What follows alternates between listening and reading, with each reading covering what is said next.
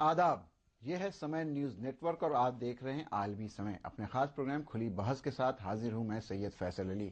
मजहब के नाम पर तशद्दुद के खिलाफ वजीर आजम नरेंद्र मोदी के जरिए दिए गए बयान को अभी चंद दिन ही गुजरे हैं कि आरएसएस सरबराह मोहन भागवत ने एक बार फिर मजहबी हमाहंगी को कमजोर करने वाला बयान दिया। इस बार मोहन भागवत ने ईसाई और मुस्लिम मजहब के किरदार पर हमला करते हुए कहा कि एक तरफ जहां इस्लाम तलवार के जोर पर फैला, वहीं ईसाई मजहब की समाजी कारकुन मदर टेरेसा ने खिदमत खल्क की आड़ को लेकर तब्दीली मजहब का मिशन चलाया। राजस्थान के भरतपुर में मोहन भागवत का यह बयान उस वक्त आया जब पीएम मोदी तमाम मजाहिब का एहतराम न करने या मजहबी तशद्दुद फैलाने वालों के खिलाफ सख्त कार्रवाई की बात कर रहे हैं। आखिर मोहन भागवत के इस बयान के पीछे क्या है मंशा? क्या पीएम मोदी का वो बयान सिर्फ दिखावा था? बेशुमार ऐसे सवालात हैं जिनके जवाब ढूंढने के लिए हम अपने खास मेहमान के साथ हाजिर हैं। इस बहस में शिरकत के लिए आज हमारे स्टूडियो में मौजूद है ईसाई मजहबी रहनुमा फादर सोलमन जाट साहब, मुस्लिम मजहबी रहनुमा मौलाना अब्दुल हमीद नुमानी साहब, कांग्रेस के तर्जुमान प्रणव झा साहब, एनडीए से लोक जनशक्ति पार्टी के तर्जुमान डॉक्टर अजय कुमार जी और दिल्ली से ओबी के जरिए बराह रास्त हमारे साथ जुड़ रहे हैं हिंदू महासभा के सदस्य चक्रपाणी जी महाराज। आप सभी का खैर मकदम है। तो आइए शुरू करते हैं खुली बहस।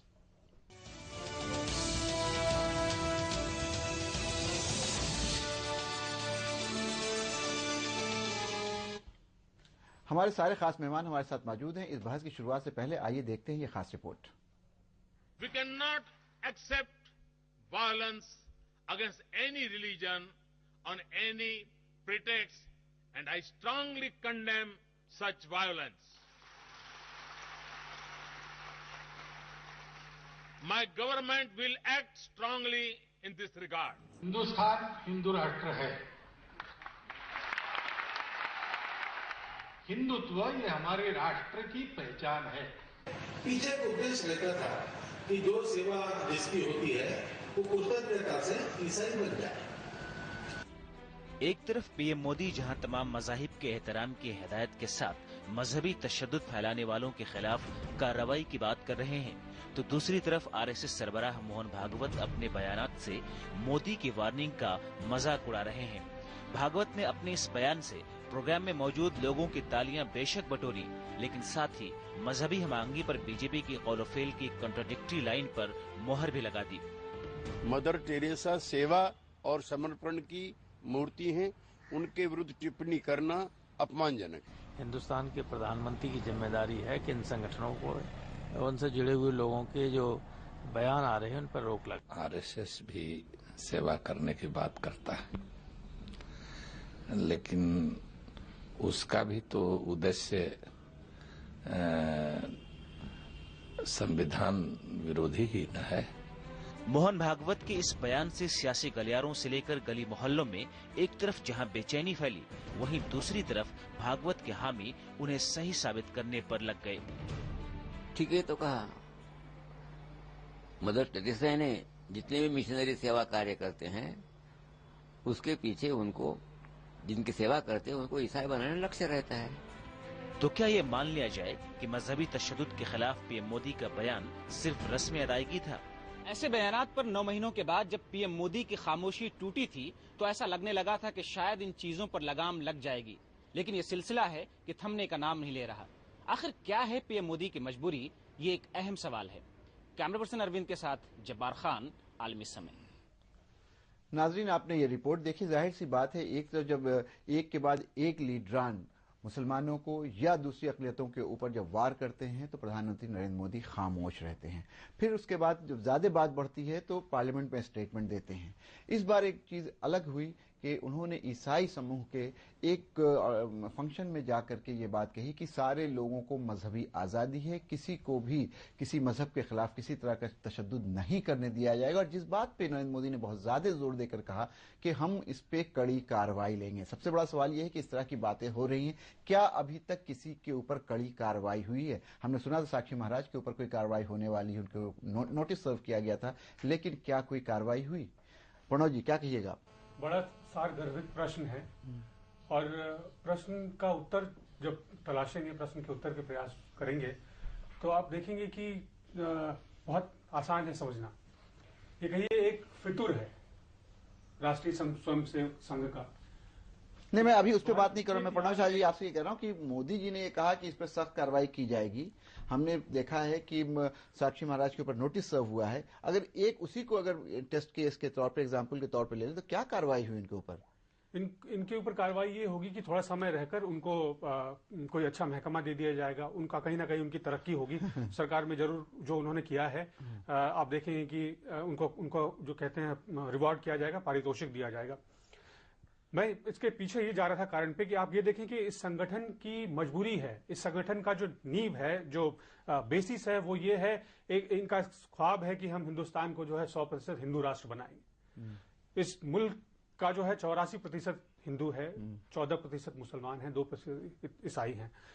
पर इसकी खूबसूरती इसमें है कि सर्वधर्म समभाव, जो कि कॉन्स्टिट्यूशन भी प्रोटेक्ट करता है। जी जी।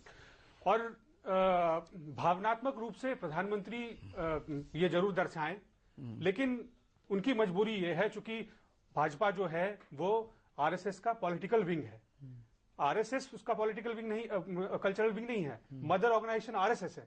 आरएसएस का बीजेपी पॉलिटिकल विंग है जी। और उसका वो पार्टी, तो जब आरएसएस उसका आर्म ट्विस्ट करेगा, तब तक उसकी मजबूरी होगी कि उसको वो लाइन टो करना पड़ेगा। प्रधानमंत्री जी की मजबूरी है कि उन्होंने रिएक्शन दिया ओबामा जी के रिएक्शन पे, और राष्ट्रीय स्वयंसेवक संघ के अध्यक्ष मोहन भागवत जी ने प्रधानमंत्री जी को बताया कि उनका तुम गलत हो, कि उनको ठेंगा दिखाना जो कहते हैं राजनीतिक रूप से, वो उनको दिखाया, और उनकी हिम्मत नहीं होगी कि वो इसके ऊपर अपनी प्रतिक्रिया दे पाए।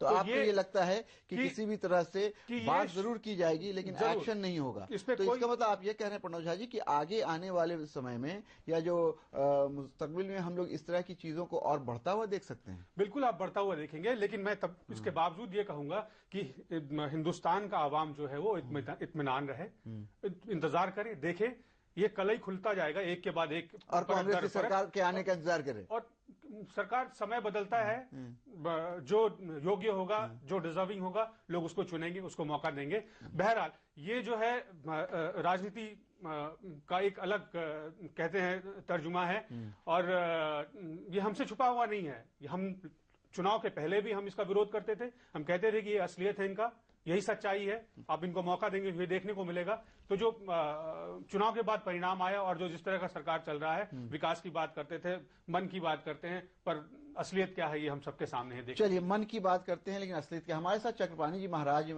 हैं, उनके पास चलते हैं और उनसे जानने की कोशिश करते हैं। चक्रपाणी जी, आपने सुना प्रणव झा कांग्रेस के लीडर हैं, वो ये कह रहे हैं कि आपकी मनशाही, यानी भारतीय जनता पार्टी की जो सरकार है उसकी मनशाही ऐसी है, और भारतीय जनता पार्टी की सरकार कुछ भी अपने से नहीं कर सकती है, इसलिए कि वो आरएसएस का पॉलिटिकल विंग है, आरएसएस उसका अंग नहीं है। लेकिन आप एक धर्मगुरु हैं, आपसे ये जानना चाहेंगे, क्या हिंदुस्तान जो गंगा जमनी तहजीब का मुल्क है, जहाँ सारे मजहब, सारे रिलीजन एक साथ मिलजुल करके रहते हैं, जहाँ सभी साधु संतों का सम्मान किया जाता है, इज्जत की जाती है, वहाँ मदर टेरेसा के ऊपर, जिनको एक बहुत बड़ी तादाद में लोग उनके ऊपर आस्था रखते हैं, उनको मानते हैं, उनकी इज्जत करते हैं, उनके बारे में इस तरह की टिप्पणी करना क्या उचित है? चक्रपाणी जी।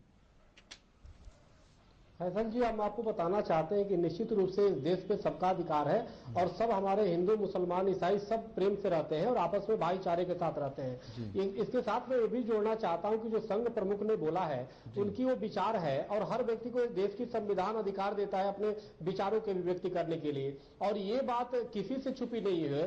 चाहे किसी भी धर्म मजहब को मानने वाला धर्म गुरु हो, अब अगर जो अपने आदर्शों के द्वारा सेवा के माध्यम से, ज्ञान के माध्यम से, भक्ति के माध्यम से जब कहीं भी जाता है, तो उसके प्रभाव में काफी लोग आ जाते हैं, और जब आ जाते हैं तो उसके पद चिन्हों पे चलने का प्रयास करते हैं, और इसलिए उसकी तरफ बनने लगते हैं, चाहे वो हिंदू धर्म में हो, चाहे मुसलमान इस्लाम में हो, चाहे ईसाइयत में हो। तो उसी प्रकार से उन्होंने वो बात कही जो संघ प्रमुख ने, कि मदर टेरेसा से के जो संपर्क में रहे काफी लोगों ने ईसाई धर्म स्वीकार किया, और ये सच्चाई भी है, और वो एक धार्मिक समाज सेविका थी। तो निश्चित रूप से धार्मिक समाज सेविका थी, तो ये कहना किसी भी तरीके से गलत नहीं होगा। और यहां तक कि हिंदू धर्म के धर्मगुरु कई बार विदेशों में जाते हैं, और वहां पे ईसाई और कई समुदाय के लोग उनसे प्रभावित होकर के हिंदू धर्म को अपना लेते हैं, सनातन धर्म को अपना लेते हैं। तो यानी आपको इसमें कोई गलत बात नहीं लग रही है? चक्रपाणी जी, आपको इसमें कोई गलत बात नहीं लग रही?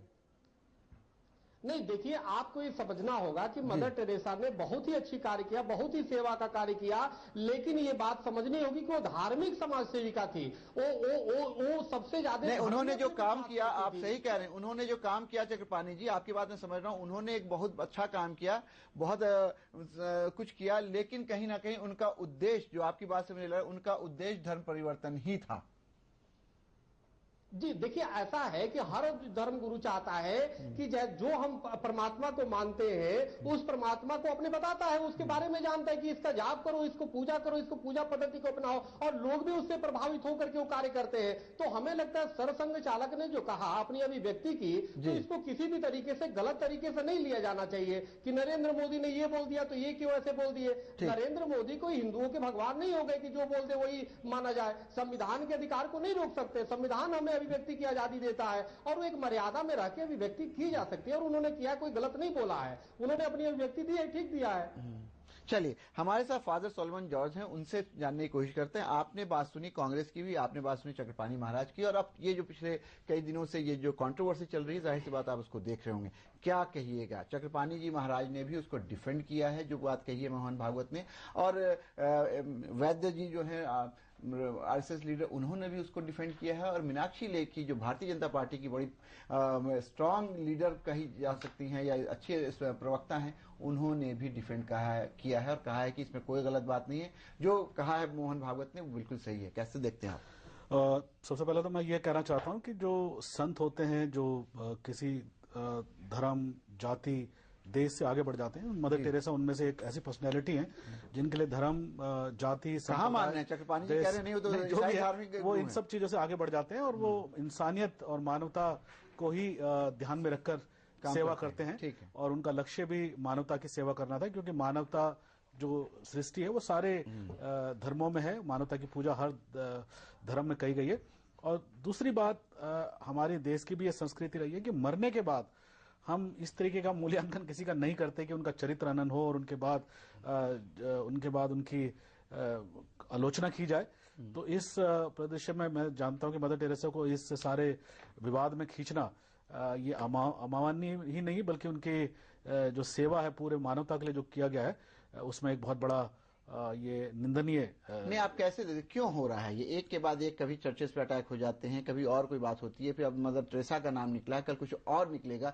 क्या इसमें कोई आप ट्रेंड, पैटर्न, या कुछ एक इसमें कॉन्स्पिरेसी, या इसमें कुछ ऐसी चीज की जानबूझ के ये किया जा रहा है, ऐसा कुछ देखते हैं? देखिए, मैं जहां तक जानता हूँ, हार्ड लाइनर्स जो हैं हर एक मजहब में जो होते हैं जी, वो कोई ना कोई ऐसा विवादित बयान देते हैं, कुछ फ्रिंज जो ग्रुप है हर जगह है, और उनके कारण जो है ये कम्युनल हार्मनी हमेशा डिस्टर्ब रही है।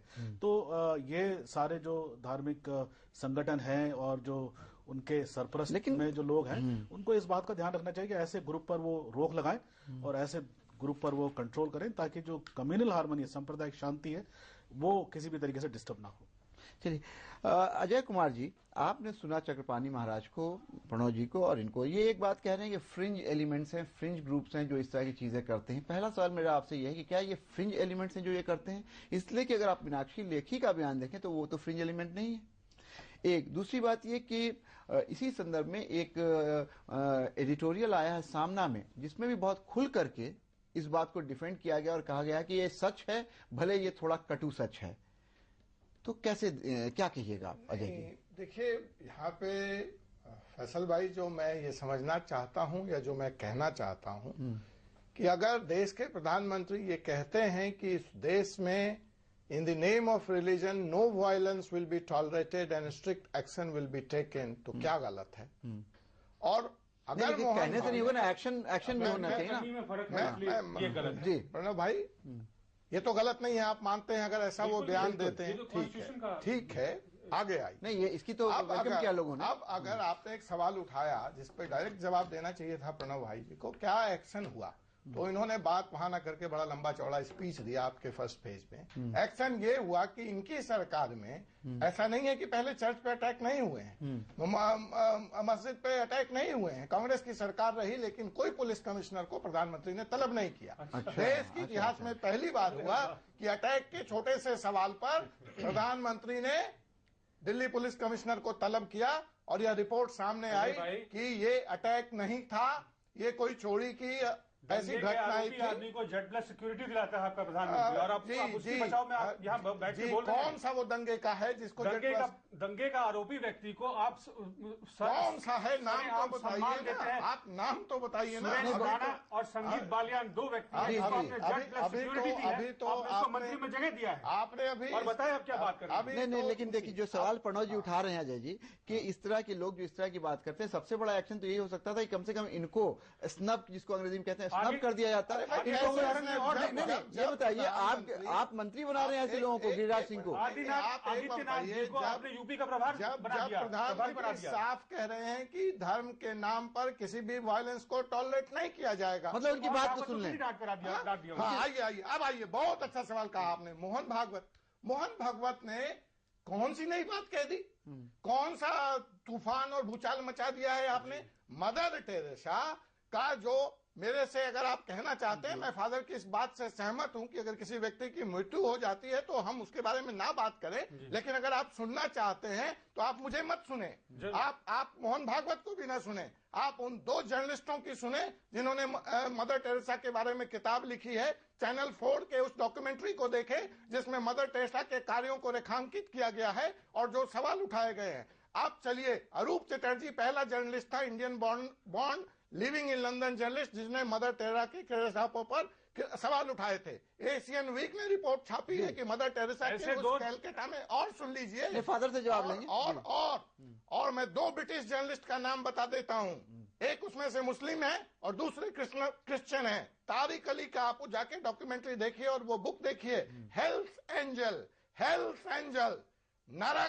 नरक हेल्थ, आप समझते हैं हेल्थ एंजल। ये तो इंडियन नहीं थे, ये तो हिंदू नहीं थे। अगर आप अरूप चटर्जी को रिजेक्ट भी करते हैं, जिन्होंने मदर टेरेसा के कार्यनामों पर सवाल उठाए हैं, एशिया वीक कोई दिल्ली या बॉम्बे से छपने वाली पत्रिका नहीं थी। तो जो सवाल हैं, और अगर आप कांग्रेस की बात करते हैं और मदर टेरेसा की बात करते हैं, तो आप खुद एक फॉरेन जर्नलिस्ट रहे हैं, आपने बाहर काम किया है। इमरजेंसी का खुला समर्थन मदर टेरेसा ने किया था अपने इस धर्म परिवर्तन के धंधे को हिंदुस्तान में चलाते हुए। With all seriousness I am making this allegation. इनके अंदर था कि तुम मुझे सपोर्ट करो और परिवर्तन को हम की आंधी को हम हिंदुस्तान में लाने देंगे। और भारत स्वतंत्र हो गया अंग्रेजों की गुलामी से, और ये जो क्रिश्चियन मिशन इंडिया हिंदुस्तान में आती है, रिलीजियस सुपीरियरिटी को कायम करके हिंदुस्तान को पुनः गुलाम बनाना चाहती हैं। और इसको कोई भी हिंदुस्तानी, सवाल हिंदू, मुसलमान और सिख और ईसाई का नहीं है। आपने अपनी बात कह ली, tolerate this and we will not allow this to continue. जी, आपने अपनी बात कह ली। जी, देखिए धर्म परिवर्तन की बात है तो देखिए जैन भी, ये तो पूरा इल्जाम लगा रहे हैं कि मैं नहीं लगा रहा हूँ, फैक्ट्स हैं, किताबें हैं, डॉक्यूमेंट्रीज हैं। ये तो मोहन भागवत से ज्यादा बात कर रहे हैं। तो मेरे ख्याल से मैं ये इसलिए मैं कहता हूँ कि ये जो फ्रिंज ग्रुप है, इस सब जगह उन्होंने इस father, this is not the question of fringe group, this is the question of how things published work in Times Magazine, in Asia Group, in Channel 4. You produce the evidence. I'm quoting the books. Yes, he has talked. Let me quote the book. Take them to the court. Prosecute them. You know, you don't know, that is your problem. इनका नाम ले रहे हैं भाई, तारिक अली बहुत बड़ा आदमी है। British journalist Christopher Hitchens and Tariq Ali produced a critical British Channel 4 documentary, Hell's Angel. चलिए, आपकी बात में समझ गया, आपने कह दिया। चलिए फादर, मैं यही कहना चाहूंगा कि देखिए ये जो फैक्ट्स जो भी ये दिखा रहे हैं, इसको कोर्ट में ले जा सकते हैं कि भाई जबरदस्ती इन्होंने धर्म परिवर्तन कराया, उसमें प्रोविजन है लॉ का, और उसमें पूरी सजा उस वक्त क्यों सजा नहीं हुई, और अभी भी जो है बिल्कुल ठीक है ना, सजा होनी चाहिए। क्यों सजा नहीं हुई? इनकी सरकार थी जिन्होंने इमरजेंसी में मदर टेरेसा का समर्थन लिया। मैं सोचता हूँ कि ये सारी बेबुनियाद बातें हैं, क्योंकि उन्होंने हमेशा मानवता को ही जो है उनके जो क्राइटेरिया था वो मानवता था, इंसानियत थी, और उसी को ध्यान में रखकर उन्होंने सेवा किया। और जो भी अब ये जो मुद्दे उठ रहे हैं वो बहुत ही अफसोसजनक बातें हैं। हमें ना केवल मदर टेरेसा का बल्कि किसी भी धर्म में किसी भी संत का जो है सम्मान करना चाहिए, और ऐसी बातें मेरे ख्याल से निंदनीय है। आप देख रहे हैं गर्मा गर्म बहस। जाहिर सी बात है अजय कुमार ने सबूतों के बिना पे ये बताने की कोशिश की है, साबित करने की कोशिश की है कि मदर टेरेसा का हेल्थ का जो काम था वो तो अच्छा रहा होगा, लेकिन उनका मेन जो मकसद था मिशनरी ऑफ चैरिटी का वो धर्म परिवर्तन था। और उसके ऊपर कई डॉक्यूमेंट्रीज, कई रिपोर्ट्स आ चुकी है, न सिर्फ हिंदुस्तान में बल्कि हिंदुस्तान के बाहर। फादर उसको डिफेंड करने की कोशिश करनी है, लेकिन यहाँ पे वक्त हो गया है ब्रेक का। ब्रेक के बाद वापस आएंगे तो अब्दुल हमीद नुमानी साहब जो मुस्लिम रिलीजियस स्कॉलर हैं उनसे जानने की कोशिश करेंगे क्या मुसलमान और मुसलमानों ने इस्लाम को तलवार के बल पे फैलाया है। लेते हैं ब्रेक।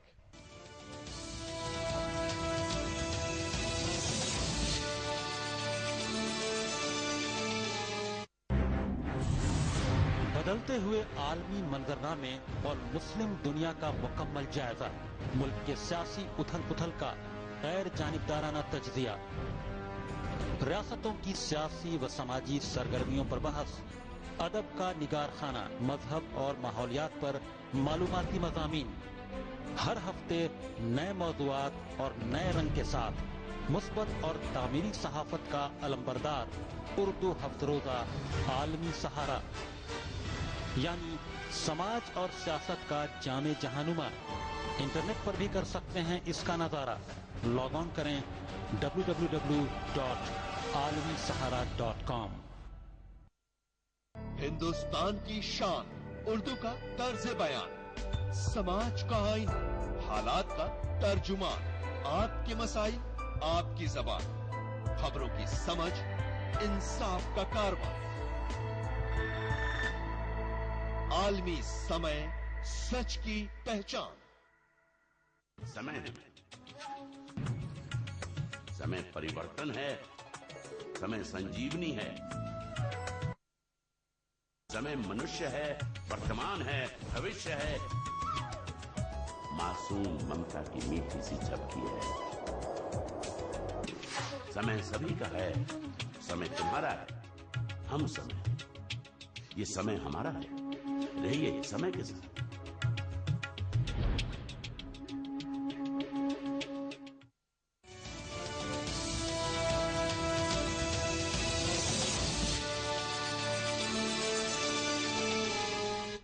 ब्रेक पे जाने से पहले फादर सोलोमन ये बताने की कोशिश कर रहे थे कि जिस तरह के इल्जामात लग रहे हैं मदर टेरेसा के ऊपर वो बिल्कुल बेबुनियाद हैं। और अगर किसी को एतराज है और किसी को ये लगता है कि धर्म परिवर्तन जबरन करवाया गया है तो कोर्ट के दरवाजे खुले हैं, कोर्ट में जाकर के आप इसकी शिकायत कर सकते हैं। हमारे साथ अब्दुल हमीद नुमानी साहब है, उनसे जानने की कोशिश करते हैं कि न सिर्फ ये कि मिशनरी ऑफ चैरिटी के ऊपर इल्जाम लगाया मोहन भागवत ने, सिर्फ मदर टेरेसा के ऊपर इल्जाम लगाया, बल्कि ये भी कहा कि इस्लाम भी जो हिंदुस्तान में फैला है वो तलवार के जरिए फैला है।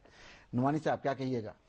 देखिए, आरएसएस और जो उससे जुड़े हुए संगठन और तंजीमें हैं उनकी एक टेक्निक होती है बात करने की। जो बुनियादी सवालात हैं उनको नजरअंदाज करके प्रोपेगेंडे को आगे बढ़ाना कि जो है इसको मुसलमान बना लिया या बन गए। तो कैसे बन गए ये सवाल नहीं उठाया उन्होंने कि आपने जब तालाब से पानी नहीं पीने दिया, कुआं से पानी लेने नहीं दिया, मंदिर में घुसने नहीं दिया और आप उसके जो है छाया और साया से छूट जाते थे। तो ये जो सवाल को नजरअंदाज करके बीच से बात जो है वो ऐसी जो है वो शुरू करो जिससे समाज में नफरत और घृणा और जो है वो फरेब फैले। यही काम हो रहा है। मोहन भागवत भी जो उसी टेक्निक का इस्तेमाल कर रहे हैं। ऐसा नहीं कि मोहन भागवत जो है वो बगैर सोचे समझे बोल रहे हैं, बिल्कुल उसी टेक्निक और नजरिए के हिसाब से बोल रहे हैं जिसका सीधा सीधा जुड़ाव जो है वो हिंदू राष्ट्र और गुरु गोलवालकर और जो दूसरे लोग हैं, अन्य लोग जो हैं वो उनकी सोच से जुड़ी हुई है। आज तक ये लोग ये नहीं बता पाए कि किन इलाके में कहां के लोगों ने जबरदस्ती इस्लाम कबूल किया या लालच में इस्लाम कबूल किया। ये जिस तरह जो शिवसेना वाले कह रहे हैं कि महाराष्ट्र है कि कम से कम सर्वे तारीख से दिखा दो भाई कि कितने लोगों को जो है जबरदस्ती मुसलमान बनाया और कौन कौन है, किन इलाके में है। तो आप जब आपने पूर्वजों की बहादुरी की बात जो करते हैं, वीरता की बात करते हैं, तो क्या वो लोग जो है इतने कायर थे, बुजदिल थे और लालची थे कि उन्होंने जो है वो फौरन जो है धर्म छोड़ दिया? और अगर जबरदस्ती ये है तो दिल्ली है, महाराष्ट्र है और मुर्शिदाबाद है, पटना है, अजीमाबाद वगैरह जहां जहां जो है या जो है दौलताबाद वगैरह देखें तो इन इलाकों में मुसलमान कम क्यों हैं?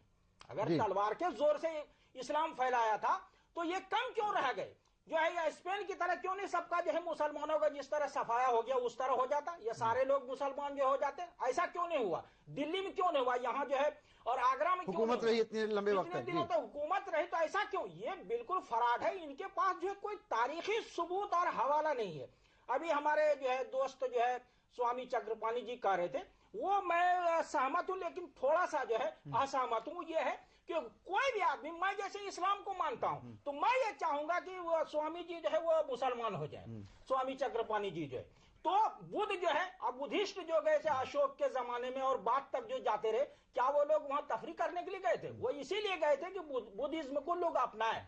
बाबा साहब ने अपनाया, उन्होंने कहा कि ये जो है ये निजाम जो है वो गरीबों को और गिरे पड़े लोगों को उठाता नहीं है, ये बिल्कुल अभिशाप है, अजाब हमारे लिए, इसलिए हम इसके तो आप ये कहना चाह रहे हैं कि ये सिर्फ और सिर्फ एक फितना परवरी है, फितना परवरी है, फितना परवरी है और माहौल को बांटने का जो है पूरा खेल चल रहा है। अभी आप देखिए कि जो है यूपी में क्या हुआ, कल ही जो है पुलिस वालों ने हिंदू मुसलमान दोनों का रास्ता अलग अलग कर दिया। तो ये जो रास्ता अलग हो रहा है, बहुत दिनों तक मुसलमानों ने हुकूमत की, सारे 1200 साल के करीब जो हो जाता है मोहम्मद बिन कासिम से लेके जो है मुगल दौर तक आप देखें, सबने ये किया, हिंदुओं ने, मुसलमानों ने, अंग्रेजों ने। लेकिन यह है कि रास्ते का बंटवारा नहीं हुआ था, जो इस तरह जो है 9 महीने के अंदर अंदर जो गलत नतीजा जो निकल रहा है। चलिए आपने अपनी बात कही, रास्ते का बंटवारा नहीं हुआ था, लेकिन अभी तो दिल का ही बंटवारा होने लगा है। आइए देखते हैं कि इस रिलीजन को लेकर, मजहब को लेकर के पीएम मोदी का पार्लियामेंट में किया गया कमेंट और कमिटमेंट, जिन्होंने सदर जमहूरिया के खुतबे पर हुई बहस का जवाब देते हुए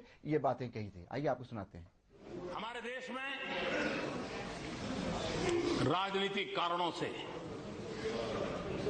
संप्रदाय का जहर घुलता चला जा रहा है, और आज से नहीं चला जा रहा है, लंबे अरसे से चला जा रहा है, जिसने देश को तबाह करके रखा हुआ है। मेरी सरकार का एक ही धर्म है, इंडिया फर्स्ट। मेरी सरकार का एक ही धर्म है, भारत का संविधान। मेरी सरकार का एक ही धर्म ग्रंथ है, भारत का संविधान। मेरी सरकार की एक ही भक्ति है, भारत भक्ति। मेरी सरकार की एक ही पूजा है, 125 करोड़ देशवासियों का कल्याण। मेरी सरकार की एक ही कार्यशैली है, सबका साथ सबका विकास। चक्रपाणी जी, आपने सुना अभी नरेंद्र मोदी ये पार्लियामेंट में कह रहे हैं कि हमारी सरकार का एक ही मजहब है और वो है इंडिया फर्स्ट।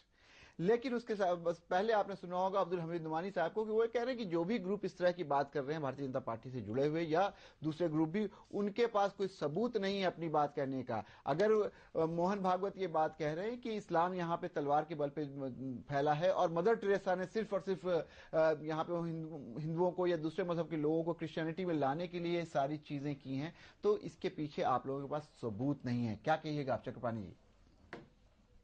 नहीं, देखिए, हाथ कंगन को आरसी का, पढ़े लिखे को फारसी किया। आज देश ही नहीं पूरा विश्व देख रहा है किस प्रकार से सीरिया से लेके और हर जगह मारकाट मच रहे हैं, किस प्रकार से धर्मांतरण बंदूक के बल पे कराए जा रहे हैं। जब तलवार कहाँ धर्मांतरण हो रहा है चक्रपाणी जी? वो धर्म, देखिए इराक में कोई मुगल कालीन में एक नहीं सैकड़ों उदाहरण है, तो सवाल इस बात का नहीं है। देखो, इस जहां तक नरेंद्र मोदी की भी बात है, इस संप्रदाय की बात की, सांप्रदायिकता का जहर, तो हिंदू धर्म धर्म है, संप्रदाय नहीं है। संप्रदाय का मतलब समझिए, जो व्यक्ति के द्वारा बनाया गया है वो संप्रदाय है, और ये तो हिंदू धर्म है जो जिसके आप डिक्शनरी में भी देखेंगे तो धर्म का मुख्य चीजें है हिंदू धर्म के साथ। कभी तो धर्म कहते हैं, कभी कहते हैं ये जीवन जीने का एक तरीका है, कभी संप्रदाय कहते हैं, तो इसको लेके भी विवाद है। देखिए चक्रपाणी जी, भारत के संविधान में भी इसको परिभाषित नहीं किया जा सका है पूरे तौर पे। इस बात को भी फैसल जी, माननीय सुप्रीम कोर्ट ने भी इस बात को माना है कि हिंदू धर्म जीवन जीने की एक कला है। तो सवाल इस बात का है कि आज नहीं तो कल जीवन जीने की इस कला में आएगा, और व्यक्ति तो हर व्यक्ति जन्म लेते ही हिंदू होता है, उसको बनाने की आवश्यकता नहीं पड़ती, वो प्राकृतिक रूप से हिंदू होता है। और हिंदुस्तान में रहने आप तो वही बात कह रहे हैं, आप तो वही बात कह रहे हैं चक्रपाणी जी, चक्रपाणी जी आप वही बात कह रहे हैं। चक्रपाणी जी आपको रोकूंगा, आप वही बात कह रहे हैं बिल्कुल, जो कुछ दिन पहले असदुद्दीन ओवैसी ने हैदराबाद में कही थी कि जो भी पैदा होता है वो मुसलमान होता है, और उसको लेके बड़ा हंगामा हुआ था। तो फिर आप भी उसी तरह की बात कर रहे हैं कि जो भी पैदा होता है हिंदू होता है। हिंदुस्तान में रहने वाले, आप सुनो। हाँ, बोलिए। मैं कह रहा हूँ कि सिंधु नदी के तट पे रहने वाला, ये सिंधु नदी के तट पे हिंदू है, हिंदू सिंधु नदी के तट पे सिंधु हो सकता है, हिंदू कैसे हो गया? और इस यहाँ पे रहने वाला हर एक व्यक्ति हिंदुस्तानी है, तो हमें हिंदुस्तानी हमें पहले होने चाहिए। इसके बाद देखो सांप्रदायिकता की जहां तक बात है, और अभी नुमानी जी ने जो बात कही है कि 2 रास्ते बना दिए, निश्चित रूप से दुर्भाग्यपूर्ण है, ऐसा नहीं होना चाहिए। और जहां भी कुछ लोग इस प्रकार के लोग हैं तो निश्चित रूप से राजनीतिकरण इसका नहीं होना चाहिए, इसमें किसी प्रकार की विष नहीं होने चाहिए। लेकिन अगर जो कोई मदर टेरेसा से प्रभावित होकर ईसाई धर्म ग्रहण कर लेता है, अब जैसे इन्होंने बताया कि सेवा उनका मुख्य उद्देश्य था, तो सेवा उद्देश्य नहीं था, उनका उद्देश्य जो है ईसाई धर्म था। और मुख्य जो इन्होंने सेवा तो मात्र एक माध्यम था, सेवा करने के बाद जो है वो ईसाई स्वीकार बनाती थी, ईसाई बना दिया करती थी, तो ऐसा तो लिखा गया है। तो सवाल इसमें कोई गलत नहीं उन्होंने बोला है, उस बात को दूसरे तरीके से नुमानी साहब क्या कहिएगा? जोड़ करके जो आपने चक्रपाणी जी की बात कही है, ठीक नहीं है, क्या कहिएगा नुमानी साहब? देखिए, चक्रपाणी जी जो कह रहे हैं वो थोड़ा सा उसमें यह है, जो मोहन भागवत जो बात कर रहे हैं वो 100% जो है मदर टेरेसा को नकारने का काम है, और उनकी नीयत पे जो है सीधा सीधा सवाल है।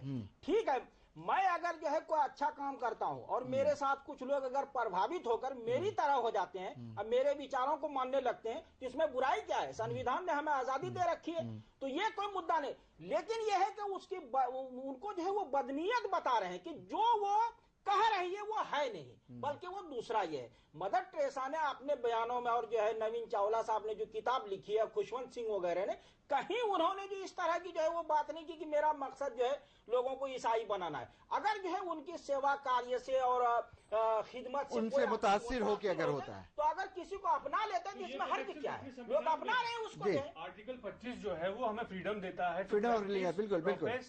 खुद नरेंद्र मोदी भी कह रहे हैं कि जो है मजहबी आजादी के हम हक में है, तो अगर कोई आदमी, तो ये कौन लोग हैं जो इस तरह की बात कर रहे हैं? ये जो मोहन भागवत जो है वो जो है सकारात्मक और मुस्बत पहलू को उभारने के बजाय वो नकारात्मक पहलू नहीं। लेकिन आपने सुना अभी चक्रपाणी जी ने भी ये कहा कि नहीं, सिंधु नदी के, सिंधु घाटी के लोग जो भी हैं वो हिंदू हैं, हिंदुस्तानी हैं। हाँ। मैं यहाँ पे एम्फेसिस देके ये कहना चाह रहा हूँ कि हिंदुस्तान तो हम लोग समझते हैं, हिंदुस्तान हम लोग समझते हैं, लेकिन जिसपे स्ट्रेस दिया है चक्रपाणी जी ने, उसी को मोदी जी भी कहते हैं और आडवाणी जी भी कहते हैं, हिंदू स्थान। तो क्या हम ये मान लें कि हम लोग कहीं ना कहीं पूरे मुल्क को, पूरे हिंदुस्तान को हिंदुस्तान नहीं बल्कि हिंदू स्थान के रूप में परिवर्तित होते देख रहे हैं, और उसी कड़ी की ये सारी चीजें हैं? देखिए, ये जो है ये तो एक जो है ऐतिहासिक और तारीखी मुद्दा है, और उसकी ताबीर और जो व्याख्या को लेके जिस तरह ये लोग करें, इनके पास भी कोई जो है वो पुख्ता और मजबूत जो है वो प्रमाण नहीं है। जो है तारीख फरिश्ता में है कि जो हजरत नूह अलैहिस्सलाम के पोते थे, उनमें से एक का नाम जो हिंद था, उसकी बुनियाद पर रखा गया है। और जो है वो संस्कृत फारसी में हा और सा जो है वो एक अलग अलग हिंदू और बिल्कुल। तो इसमें बहुत कुछ जो है लिखा गया है। लेकिन ये है कि अब चूंकि एक कम्युनिटी के रूप में जो है जिसका एक धर्म भी है, वो एक पहचान बन चुकी है, तो अब ये लोग धर्म, समुदाय और जो संस्कृति तीनों को अलग अलग मौके पे जो है वो लाके जो है वो लोगों को भ्रमित करते हैं। लेकिन उसका पूरा खेल यह है कि चूंकि अक्सरियत जो है बजाते खुद एक ताकत होती है, तो जो अकलियत में होते हैं वो जब अपनी जगह से हटेंगे तो वो जो है वो बड़े समंदर में गिर जाएंगे। तो वो जैसा कि हुआ जो है, और शक और हून वगैरह के बारे में देखें कि दीगर कबाइल के लोग जो हिंदुस्तान में आए वो पता भी नहीं चल रहा है कहाँ है वो, ये जो है वो बड़े समाज का वो हिस्सा बन चुके हैं वो लोग। इसलिए ये लोग जो है वो कई कई तकनीक और तरकीबों से बातें करते हैं कि जब वो वहां से गिरेंगे तो यहीं आएंगे, क्योंकि ये बड़ा समंदर है और अक्सरियत जो है बताते खुद एक ताकत होती है। चलिए आपने यहाँ अक्सरियत अपने आप में एक ताकत होती है। प्रणव जी, आपसे जानना चाहेंगे, कुछ लोग ये भी कह रहे हैं कि जिस तरह से मोहन भागवत ने चंद दिनों के बाद ही, जब मोदी जी का वो स्टेटमेंट आया, जब वो क्रिश्चियन कम्युनिटी को एड्रेस कर रहे थे विज्ञान भवन में, और उन्होंने कहा था कि रिलीजियस फ्रीडम सबको है और उसका की हिफाजत की जाएगी, उसके बाद कुछ ही दिनों के बाद जब मोहन भागवत का ये स्टेटमेंट आता है तो लोग इसमें कहीं ना कहीं कुछ इंटेंट भी देखते हैं। लोगों का मानना यह है कि मोहन भागवत बहुत क्लियरली ये बताना चाहते हैं कि बीजेपी और नरेंद्र मोदी उनसे अलग होकर के या अपने ऊपर कुछ नहीं कर सकते हैं। असल पावर जो है, असल जो सत्ता का केंद्र है वो आरएसएस है। क्या कहिएगा? मैं यही बात, जो ओपनिंग रिमार्क था मेरा, मैंने यही कहा था कि ये एक फितूर है इनके ऊपर। कहीं ना कहीं इसका मतलब कि टग ऑफ वार है, आरएसएस और भारतीय जनता पार्टी में? टग ऑफ वॉर भी नहीं है, ये इनकी मजबूरी है, इनको कोएग्जिस्ट करना, इकट्ठा रहना है। वार ऑफ वर्ड कहिए। और ये इनके ऊपर फितूर है कि ये इस मुल्क को हिंदू राष्ट्र बना पाएंगे। मैंने ये कहा, अभी हमसे पहले कह रहे थे, वो तो कह रहा है, ये गुमानी साहब कह रहे थे, जी तो कह रहे हैं कि भारत, मोहन भागवत ने कहा है, मोहन भागवत ने कहा कि है हिंदू राष्ट्र है। बेतरतीब बातें हैं। ये हिंदुस्तान में हमारा जो कॉन्स्टिट्यूशन, जो संविधान है, वो इस मुल्क को हमेशा जो है वो डेमोक्रेटिक रखेगा, सेक्युलर रखेगा। उसमें इतनी गारंटी है कि इस देश का जो फैब्रिक है वो हमेशा सेक्युलर रहेगा। और सबसे बड़ी जो खासियत है इस मिट्टी की कि यहाँ का इंसान जो है उसमें टॉलरेंस, जिसको हम सहिष्णुता कहते हैं, सहनशीलता कहते हैं, कहाँ दिख रही है टॉलरेंस? वो इसको जब 1200 साल मरे हुए लोगों को लोग नहीं बख्श 1200 रहे हैं। साल का मुसलमान का शासन हो या 200 साल का ईसाई का शासन हो या उसके पहले हिंदुस्तान और वैदिक काल का शासन हो, आज भी जो है इस मुल्क का फैब्रिक जो है वो इंटैक्ट है। और अगर 5 साल या 10 साल का कोई शासन आता है और कोई सरफिरा व्यक्ति ये कहे कि वो धर्म परिवर्तन कर देगा, संविधान बदल देगा, इसकी संरचना बदल देगा, तो मैं इसको फितूरी कहूंगा। आप निश्चिंत रहें कि लोगों को सारी बातें समझ में आ रही हैं और प्रधानमंत्री की ये मजबूरी है कि वो आरएसएस जो चाहेगा वो कहेगा, वो चुपचाप उनको सुनना पड़ेगा। और तो इसी सवाल का हम ले लेते हैं अजय कुमार जी, आप लोजपा के प्रवक्ता हैं, वो अपनी जगह पे, लेकिन आप एक सहाफी भी हैं। आप इस सवाल के जवाब एज ए जर्नलिस्ट दीजिए कि ये जो बात अभी कही जा रही है कि इसमें एक इंटेंट भी है to keep BJP and Narendra Modi in check, क्या कहिएगा? नहीं, अगर ये इंटेंट है और जैसा कि प्रणव जी बता रहे हैं कि आरएसएस सुप्रीम पावर है जिससे कमांड लेकर के और जिसके कमांड पे जैसी इनकी आदत पड़ी हुई थी कि जनपद से प्रधानमंत्री शक कहाँ है? हाँ, मैं आ रहा हूँ ना, तो अगर वो बोले तो आज प्रधानमंत्री का 1925 से लेके आज भाई प्रणव जी, या तो आप 2015 में आए, आप बोल लीजिए तो मुझे बोलने दीजिए। तो अपने बारे में बात करें तो मैं जब आप बोल रहे थे तो मैंने नहीं बोला है आपको, मैंने आपके बारे में बात नहीं की। अब आप सुनिए कि ये रिमोट से जनपद वाला पीएमओ की तरह ये सरकार नहीं चल रही है। ये नागपुर से चल रही है। अगर नागपुर से चलिए नहीं चल रही है। एक बात अच्छी बात ये कह रहे हैं कि सरकार रिमोट से नहीं चल रही है। प्रणव जी, आपकी सरकार रिमोट से चलती थी, ये सबको जानते हैं, सब लोग कहते हैं, और जो प्रधानमंत्री के निजी सचिव हैं उन्होंने इस बात को लिखा भी अपनी किताब में, उस बात में हम नहीं जाते हैं। लेकिन क्या ये सरकार रिमोट से नहीं चल रही है? हाँ, मैं आता हूँ कि अगर मान लिया जाए कि आपकी बात सही है, मोहन भागवत जी ने एक बयान दे देना चाहिए, वो तो फिर बाइबल हो जाना चाहिए था इस सरकार का। अभी आपने tape carrot and stick policy है। नहीं, अभी आपने टेप चलाया है कि प्रधानमंत्री ने कहा कि उनका एक धर्म है, दैट इज नेशन फर्स्ट। उनका एक ही मकसद है, वो है तिरंगा। उनका एक ही रिलीजन है, वो है भारत का संविधान। तो अब इसके बियॉन्ड क्या बच जाता है?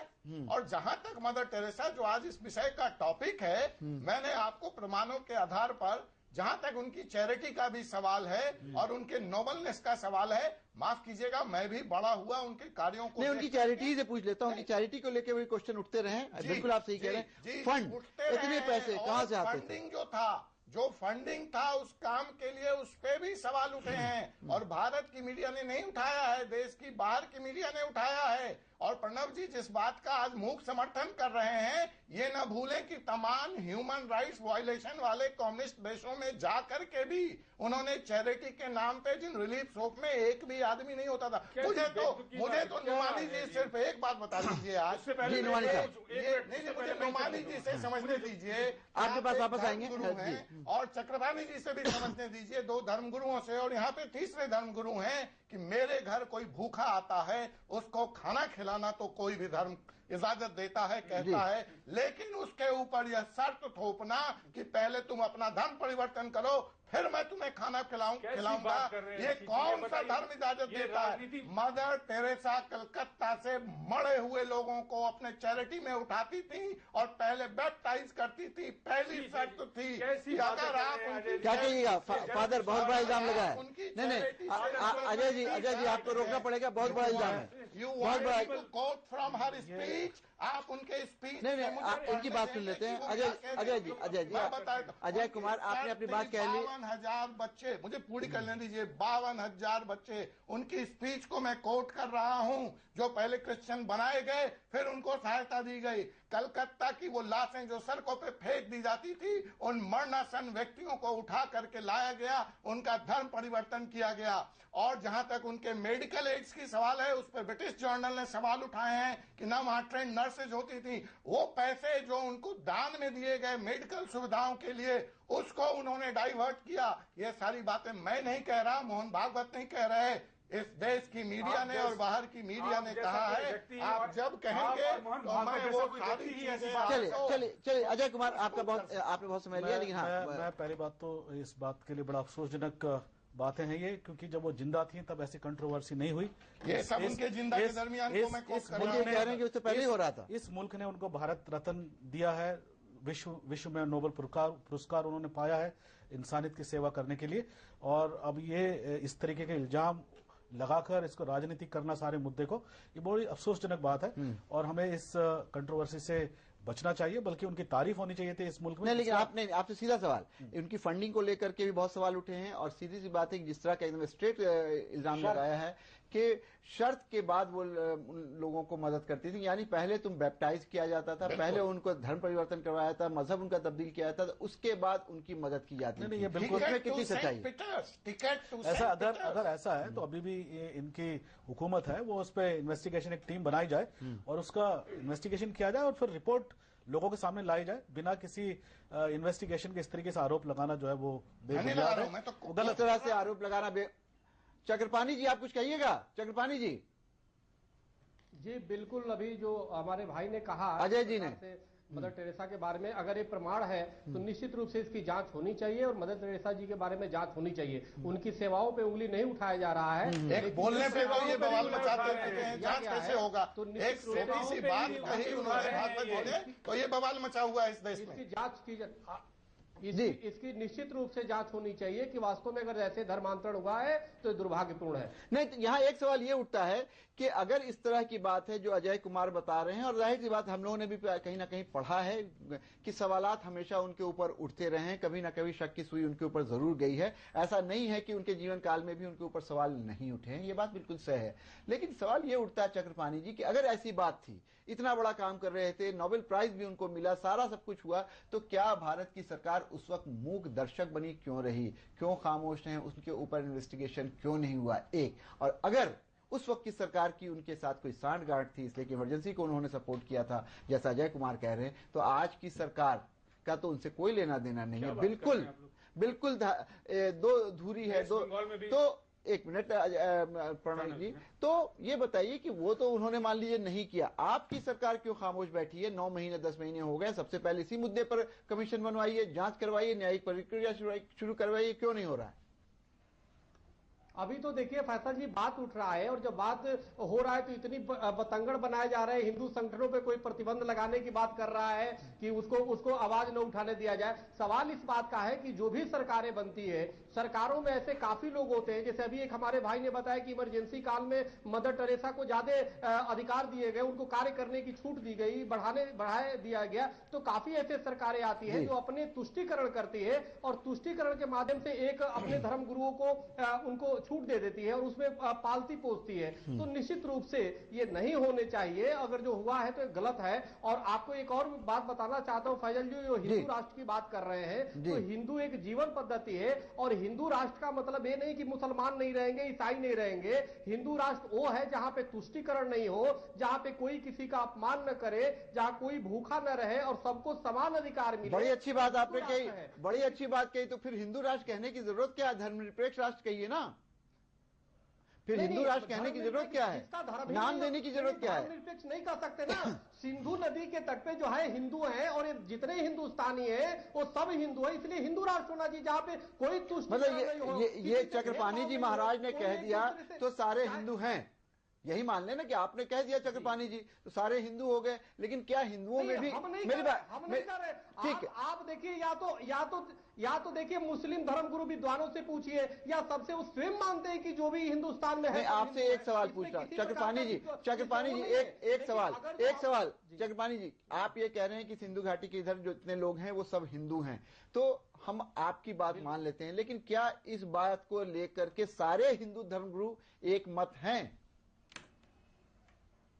नहीं, ये हिंदू धर्म तो फिर क्या कैसे आप कहिएगा? एक मत होगा, एक मत होगा, क्यों नहीं होगा एक मत? एक मत इसमें क्या, इसमें बुराई क्या? जैसे हम भारतीय हैं वैसे ही हम हिंदू हैं, और जब हिंदू राष्ट्र बनेगा तो उसमें तुष्टिकरण, इतनी विषमता नहीं आएगा। अब जो जिस प्रकार से धर्मनिरपेक्षता के नाम पे एक मजहबी व्यक्ति को बढ़ावा दिया जाता है, ये नहीं होगा। इस पे एक सबको जीवन जीने की वो होगी, महिलाओं। चलिए, धर्म के नाम पर मजहबी लोगों को जो बढ़ावा दिया जाता है वो नहीं होना चाहिए। एक बहुत अहम बात कही है चक्रपाणी जी महाराज ने। लेकिन यहाँ पे वक्त हो गया है ब्रेक का। ब्रेक के बाद वापस आएंगे तो बातचीत यहीं से शुरू करेंगे कि हिंदुस्तान में ऐसा क्यों होता है, सरकारें चाहे कोई भी हो, धर्म के नाम पर जो धर्मगुरु होते हैं या धर्म के जो सिंबल बन जाते हैं किसी वजह से, वो उनको इंपॉर्टेंस देती है। लेते हैं एक ब्रेक।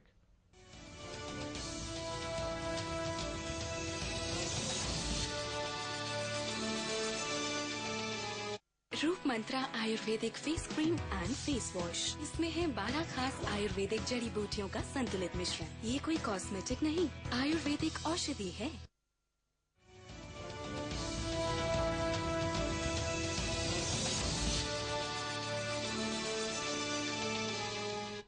ब्रेक के बाद आपका एक बार फिर खैर मकदम है। ब्रेक पर जाने से पहले हम बात कर रहे थे चक्रपाणी जी महाराज से। उन्होंने एक बात बहुत अहम कही कि जो भी धर्म के सिंबल हैं या धार्मिक गुरु हैं, उनको सरकारों को अहमियत देने की आदत सी पड़ गई है। ऐसी क्या वजह है? हम ये देखते हैं कि कोई भी धर्मगुरु, चाहे पंजाब में आप देखिए, एक लाइन से एक के बाद एक ऐसे धर्मगुरु दिख रहे हैं जिनको कहीं ना कहीं सरकारी पैट्रोनेज है। और यही स्थिति मोरलेस पूरे भारत में, चाहे गुजरात की बात करें, चाहे किसी और राज्य की बात करें, चाहे आप उत्तर प्रदेश की बात करें, हर जगह इस तरह की चीजें दिखती हैं।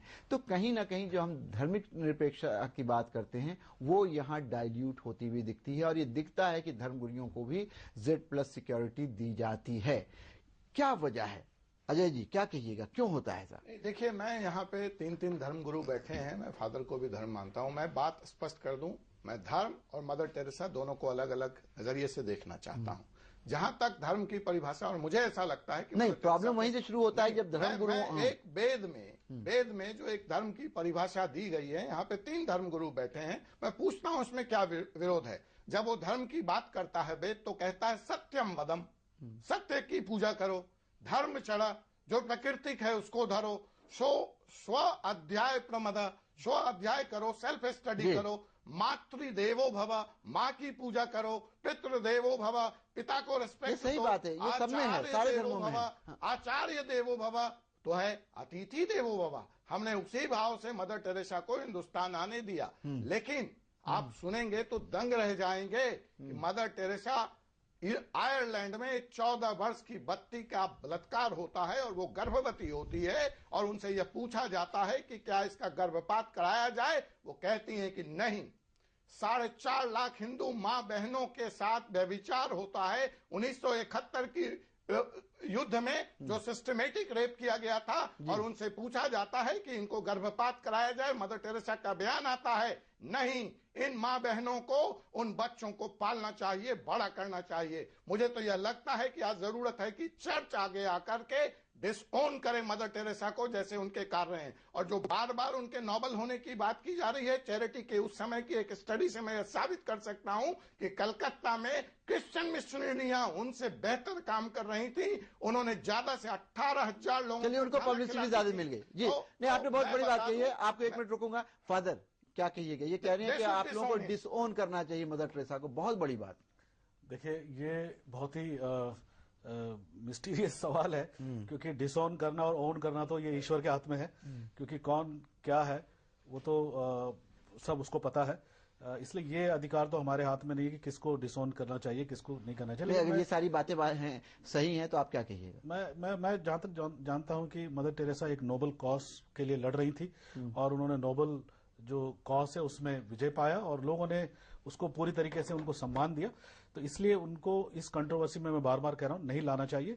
और कंट्रोवर्सी तो उठ गई है उनकी जीवन काल में भी, जब वो जीवित थी तब भी हुई, जब वो हयात थी तब भी हुई, अभी भी हो रही है। और मैं एक बात और बता दूं, एक कदम आगे, चर्च ने उनको संत की उपाधि भी दे दी है, क्योंकि चर्च के पास कुछ ऐसे मेथड है जिसमें कुछ सेंट भी है, वो सेंट भी है, किस जिस पद्धति के अनुसार उनको सेंट भी पाया गया। तो मैं जहां तक जानता हूं कि ये सारी कंट्रोवर्सी बेबुनियाद है और हम इसकी निंदा करते हैं। नुमानी साहब क्या कहिएगा? देखिए, आदे ने जो मुद्दा उठाया कि वो शर्त रख के जो है वो सेवा करती थी, ये जो है वो सेवा और धर्म दोनों का अपमान है। और जबरदस्त तौहीन है। और मदर टेरेसा के बारे में मैंने कई किताबें पढ़ी और कई चीजें देखी। ये बात तो उन्होंने कही है कि मैं जो है वो परिवर्तन जरूर करवाती हूँ, तब्दीली जरूर कराती हूँ, लेकिन एक मुसलमान को अच्छे मुसलमान, एक हिंदू को अच्छा हिंदू, एक ईसाई को और अच्छा जो ईसाई बनना चाहती हूँ। और हमने कभी जो इसमें जबरदस्ती नहीं की। लेकिन अगर ये शर्त वाली बात जो है वो तहकीक से अगर साबित हो जाए तो ये जो है मदर टेरेसा के वजूद का और उनकी खिदमत का जो है वो कोई बहुत ज्यादा माने नहीं रह जाता है। और स्वामी जी जो बात कर रहे हैं, अभी तक तो आरएसएस वाले, संघ वाले और जो है अन्य जो अभिनव संगठन वाले जो है यही परिभाषित नहीं कर सके कि हिंदुत्व का जो है वो संबंध किससे है, धरती से है या विचार से है या देश से है या कम्युनिटी से है। अगर आप जो है वो सिंधु से जोड़ते हैं तो जो अमेरिका बर्तानिया में लोग रह रहे हैं उनको क्या कहेंगे? वो हिंदू नहीं है, नहीं वो यहीं से गए हैं ना, वो गए यहीं से, लेकिन उसको क्या कहेंगे जी? उसको क्या कहेंगे आप? चक्रपाणी जी से पूछता हूं वो क्या कहेंगे? जब आप जो धरती से उसको जोड़ देते हैं तो वह आदमी वहीं पैदा हुआ जाके और वहीं रह रहा है, वो तो वो हिंदू नहीं होना चाहिए। तो इसको जोड़ा कैसे जाए? जीवन पद्धति से जोड़ा जाए। जीवन पद्धति सबकी अलग अलग है। तो क्या हम जो है वो मंदिर में जाके नमाज पढ़ें और जो है वो स्वामी जी मस्जिद में आके जो है पूजा करेंगे? तो ये हिंदू राष्ट्र जो बनेगा तो इससे अलग क्या होगा जो हम लोग आज कर रहे हैं? ये बताइए। यानी आप ये कह रहे हैं कि कहीं ना कहीं अभी भी हिंदू राष्ट्र है? नहीं, ये जो कह रहे हैं कि हिंदू राष्ट्र जब है तो ये जो अभियान किस लिए चला रहे हैं? चक्रपाणी जी, हिंदू राष्ट्र में क्या होगा? जो अब है यही होगा क्या और कुछ अलग होगा? चक्रपाणी जी, हिंदू राष्ट्र में क्या होगा अभी जो है उससे कुछ अलग होगा? नुमानी साहब पूछ रहे हैं। नहीं, देखिए, हिंदू राष्ट्र में हिंसा नहीं होगी। हिंदू राष्ट्र में सबको समान न्याय मिलेगा। हिंदू राष्ट्र में सबको समान अधिकार मिलेंगे। हिंदू राष्ट्र में सबको महिलाओं को सम्मान मिलेगा। तो ये हिंदू राष्ट्र की कल्पना है, परिकल्पना है, न कि यहाँ पे हिंसा और क्षेत्रवाद। यहाँ हिंदू राष्ट्र में छुआछूत नहीं होगा, जो नुमानी जी ने बात कही। तो ये है सवाल, ये है कि आप देखो ये हिंदू तो वर्ण व्यवस्था का क्या होगा फिर? अगर छुआछूत नहीं होगा तो वर्ण व्यवस्था का क्या होगा? चक्रपाणी जी, जो सोशल स्ट्रेटिफिकेशन है उसका क्या होगा? जो वर्ण व्यवस्था है, आप कह रहे हैं हिंदू राष्ट्र हो जाएगा तो छुआछूत नहीं होगा, तो फिर कहां कैसे होगा निजाम? मनु महाराज ने धर्म के 10 लक्षण जो बताए, सेवा, सत्य, अहिंसा, करुणा, दया, प्रेम, ये धर्म के 10 लक्षण है। और चाहे वो लाखों वर्ष पुराना हो और आज भी सेवा का महत्व है, करुणा का महत्व है, धर्म और इसका महत्व है जो सनातन धर्म सिखाता है, जो हमारे हिंदू धर्म सिखाता है। तो इसको ये समझना होगा, ये खंड जो आर्यावर्त है ये तो हिंदू राष्ट्र ही है और हिंदुस्तान में रहने वाला हर व्यक्ति को हिंदू ही माना जाएगा। नुमानी जी, इस बात को जो भी विद्वान है उस बात को स्वीकार। चलिए, आप हिंदू हैं, आप हिंदू राष्ट्र में रह रहे हैं, नहीं कह रहे हैं चक्रपाणी जी, आप तो हिंदू बोल रहे हैं वो भाई, आप पूछिए ना, वो कह रहे हैं कि हिंदू हैं। हम जो है हिंदुस्तानी है, इसका जोड़ा। अरे वो तो आप कह रहे हैं, चक्रपाणी जी कह रहे हैं कि नहीं आप हिंदू हैं। नहीं, वो कह रहे हैं, हम नहीं मान रहे हैं इसको। पहले आधार बताएं कि हिंदू होने का आधार क्या है? चक्रपाणी जी, आधार बताइए। देश है या जो है वो सोच है या जीवन पद्धति? क्या जीवन पद्धति तो अलग अलग। यहाँ तो चारवाकों का भी लोगों ने स्वागत किया है। देखिए, यहाँ नरबली भी दी गई है। देखिए, ऐसा है, हिंदू होने का आधार देश भी है। हिंदू होने का जो वो है देश है, वो है क्षेत्र भी है, दिशाओं हर क्षेत्र से हिंदू है। संस्कृति इसकी हिंदुत्व है, तो निश्चित रूप से उसको आप स्वीकारे, भले न माने तो ये आपके ऊपर है। लेकिन चलिए चक्रपाणी जी, आपसे एक और सवाल आपसे चक्रपाणी जी। चक्रपाणी जी, अभी देखिए जिस तरह से ये पूरी बात हो रही है, आरएसएस कहीं ना कहीं पूरी तरह से फोकस में है। आपको याद होगा आरएसएस वो संस्था है जिसको कई बार बैन भी किया गया है, और ये भी समय था हिंदुस्तान में कि आरएसएस में अगर की मेंबरशिप आपको नहीं रखनी अगर आप सरकारी नौकर हैं। लेकिन अभी छत्तीसगढ़ में ये बात सामने आई है कि सरकार ने सरकारी कर्मचारियों को आरएसएस की मेंबरशिप लेने पे खुली छूट दी है कि आप अगर सरकार में भी हैं, नौकरी भी करते हैं, तो भी आप आरएसएस के मेंबर बन सकते हैं। कैसे देखते हैं आप? देखिए, ऐसा है, ये तो सरकारें वहां पे है, इनके समर्थन की है तो होता है। और मैं आपको बता दूं, संघ में जो होता है बड़े अच्छे कार्य भी होते हैं, और संघ में तो मुस्लिम कुछ और भी होता है, बड़े अच्छे कार्य भी होते हैं, लेकिन उसके बाद कुछ बुरे कार्य भी होते हैं। आप बात सुनिए, संघ में तो व्यक्ति निर्माण किया जाता है, उसमें काफी कुछ चीजें बताया जाता है, उसमें कोई भेदभाव नहीं है। तो हमें लगता है अगर जो उसको स्वीकार किया जाता है तो हमें नहीं लगता उसमें किसी प्रकार का बुरा है, और करना चाहिए। हर जगह अच्छाई भी है, बुराई भी है। तो सवाल उसकी बयानों, छोटी मोटी चीजों को न लिया जाए तो काफी अच्छे कार्य होते हैं, तो उस चीज को स्वीकार करना चाहिए। जिसको जाना हो जाने, जबरदस्ती तो बुला नहीं रहे हैं, तो जिसको ज्वाइन करना है ज्वाइन करे। आप ये कह रहे हैं जिसको ज्वाइन करना है ज्वाइन करे, अच्छी सांस्कृतिक संस्था है, अच्छा काम कर रही है। चलिए, कांग्रेस के हमारे लीडर यहाँ पे प्रणव जी हैं, आप लोगों ने आरएसएस को बैन भी किया, हालांकि कभी कभी समर्थन भी उससे लिया है, लेकिन आपने उसको बैन भी किया है। आज छत्तीसगढ़ में ये सरकार है जो ये कह रही है कि नहीं, सरकारी जो कर्मचारी हैं वो उसके मेंबर हो सकते हैं। कैसे देखते हैं आप प्रणव जी? मैं पाणिग्राही जी की बात को सुन रहा था, हिंदू चक्रपाणी जी, हाँ। चक्रपाणी जी की बात को क्षमा चाहता हूँ। तो हिंदू राष्ट्र की परिकल्पना कर रहे थे और कह रहे थे कि क्या क्या होगा हिंदू राष्ट्र में। तो जो बात वो कह रहे थे, और जब मैंने असलियत की तरफ ध्यान दिया तो मुझे लगा कि हिंदू राष्ट्र में और कुछ होना हो, किसान भले नंगे बदन रहे, लेकिन प्रधानमंत्री हिंदू राष्ट्र जो बन रहा है उसमें 15 लाख का सूट पहनते हैं। किसान का बेटा जो है वो बॉर्डर पे जाकर गोलियां खाता है और उसकी वर्दी जो है कूड़े में फेंक दी जाती है। प्रधानमंत्री की वर्दी नीलाम की जाती है, 4.5 करोड़ रुपए जो है उससे उगाही किया जाता है। लोगों के लिए रोजगार ना हो, यूरिया की कीमतें बढ़ाए जाए, खाद ना हो, लेकिन किसान से भूमि उसकी जबरन जरूर ले ली जाती है। मेरा सवाल आपसे कुछ और था। मैं ये कहना चाहता हूं कि मुझे यहाँ इस डिस्कशन पे आके अच्छा नहीं लगा कि हम ऐसी बातें कर रहे हैं। हम सब उसी समाज के हिस्सा हैं। मैं भी मैं स्कूल में पढ़ा हूं जहां की फादर पढ़ाते थे, क्रिश्चियन पढ़ाते थे, और हम हिंदू विचारधारा रखने वाले लोग भी शिक्षक होते थे। लेकिन हमारी जो अभिव्यक्ति है, हमारी जो सोच है, हम हमेशा इस देश को जोड़ के और हमेशा ये तोड़ने वाली बात कर रहे हैं। सर्वधर्म संभाव, ये कैसी संस्कृति है? ये अजय कुमार जी बात कर रहे हैं, एक दिवंगत, जो कुछ भी, मैं नहीं जानता उनको पर्सनली, पर जो मैंने पढ़ा है उनके बारे में, मुझे ये नहीं पता। मैं ये पूछना चाहता हूं अजय कुमार जी से, लोजपा के सदस्य हैं, मैं इनसे भाजपा के इनके सहयोगी मैं पूछना चाहता हूं, इनके कितने ऐसे मिशन चलते हैं जहां कैसे संगठन चलते हैं जहां की लेप्रोसी के पेशेंट को जमीन से उठाकर बिना जात पात पूछे उनका इलाज किया जाता है? चलिए, आपने अपनी बात कही क्विकली। अजय जी, ऐसे कितने संगठन हैं आप लोग चलाते हैं या आरएसएस चलाती है जिसमें इस तरह की सेवा की जाती है जैसा कि मदर टेरेसा करती है? बहुत अच्छा सवाल किया। ब्रीफली, समय समाप्त हो रहा है। ब्रीफली, लोजपा के सारे सदस्य में जो भी सेवा भाव से हमारी पार्टी है, हम बिना जात पात उनको मदद देते हैं। और जब गुजरात में भूकंप आया, जब लातूर में भूकंप आया, तो आरएसएस ने वहां जात पात पूछ करके, या कश्मीर में अभी जब बाढ़ आया तो वहां पे आरएस ने जात पात पूछ के और धर्म पूछ के सेवा का कार्य किया है। हिंदू मुसलमान क्रिश्चियन हो जाता है इनके हिसाब से। लेकिन नुमानी साहब कह रहे हैं मदर टेरेसा ने जो काम किया है वो ना मुसलमानों ने किया ना हिंदुओं ने किया। पूछने वाला नहीं था, ये तो आप बोल रहे हैं। आज भी लोग वहाँ कलकत्ता में पड़े रहते थे, कोई पूछने वाला नहीं होता। हिंदू मुसलमानों में कोई वो एक सवाल दोनों कौम से पूछा जा सकता है।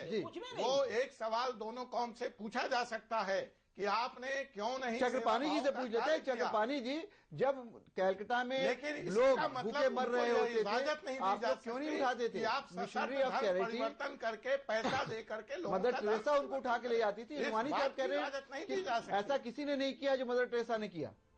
चक्रपाणी जी, देखिए, ऐसा है, चाहे भूज का भूकंप हो, चाहे उत्तराखंड की त्रासदी हो, चाहे अन्य जगह आपदा है, जहां भी आता है सबसे ज्यादा हिंदू संगठन और कार्यकर्ता है और संत समाज कार्यकर्ता है जो हिंदू धर्म के संत है। सब लोग मिल करके अपने आश्रम को बेच करके सेवा करने का काम करते हैं। और आज भी आप देखिए, आश्रम की बात नहीं कीजिए, आश्रम की बात कीजिएगा तो बहुत दूर तक लग जाएगी। लेकर शिक्षा और चिकित्सा के क्षेत्र में जितना हिंदू धर्म के लोगों ने काम किया है उतना कोई नहीं करेगा।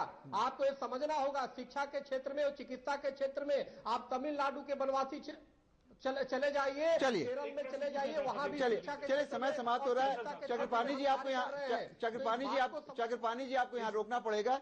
नाज़रीन, अभी आप ये बहस देख रहे थे, जाहिर सी बात है मदर टेरेसा अपनी जिंदगी में भी कहीं ना कहीं उनके ऊपर इल्जामात लगते रहे, लेकिन एक बात बिल्कुल तय है जो नुमानी साहब कह रहे हैं कि उन्होंने जो काम किया वो भी काबिले तारीफ है, इससे इनकार नहीं किया जा सकता। दूसरी तरफ जैसा फादर जॉर्ज ने कहा कि मरने के बाद उनके ऊपर इस तरह के इल्जामात लगाना बहुत अफसोसनाक है, लेकिन सबसे बड़ी बात यह है कि इस तरह की जो चीजें हो रही हैं उससे कहीं ना कहीं अकलियतों में, खास करके जो अल्पसंख्यक समुदाय है उसमें ये खौफ और और ये खदशा बढ़ रहा है कि ये एक सोची समझी स्कीम के तहत कहीं ना कहीं हिंदू राष्ट्र की तरफ बढ़ता हुआ हिंदुस्तान का जो कदम है उसकी एक निशानदेही करता है। मुझे नहीं पता इसमें कितनी सच्चाई है, लेकिन हिंदुस्तान की खूबसूरती इस बात में है कि यहाँ पे सारे मजहब, धर्म और समुदाय के लोग मिलजुल कर रहते हैं। हम तमाम मेहमान का शुक्रिया अदा करेंगे खुली बहस में।